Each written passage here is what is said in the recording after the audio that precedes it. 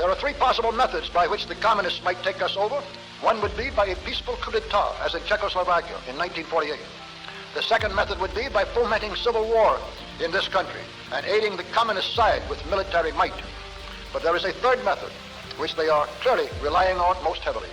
And this is taking us over by a process so gradual and insidious that communist rule is slipped over so far on the American people before they ever realize it is happening. The process in that direction is going on right now, gradually but surely, and with ever-increasing spread and speed. A part of that plan, of course, is to induce the gradual surrender of American sovereignty, piece by piece and step by step, to various international organizations, of which the United Nations is the outstanding but far from the only example. But another part is the conversion of the United States into a socialist nation, quite similar to Russia itself in its economy and political outlook, before police state enforcement is ever introduced. The best way to explain the aim here is simply to quote the directive under which some of the very largest American foundations have been secretly but visibly working for years. This directive is so to change the economic and political structure of the United States that it can be comfortably merged with Soviet Russia. Now, here are the communist aims for the United States. 1.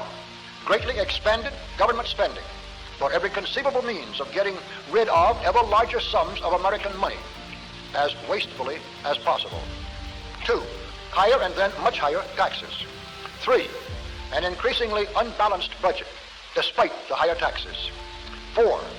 Wild inflation of our currency. 5. Government controls of prices, wages, and materials, supposedly to combat inflation.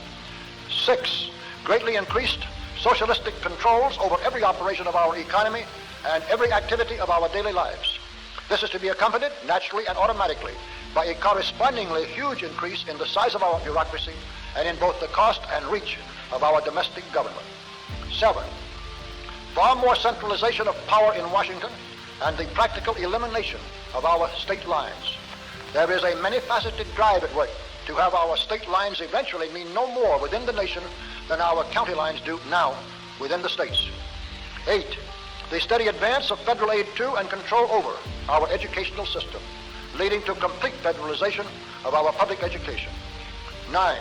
A constant hammering into the American consciousness of the horror of modern warfare, the beauties and the absolute necessity of peace. Peace always on communist terms, of course. And 10, the consequent willingness of the American people to allow the steps of appeasement by our government which amount to a piecemeal surrender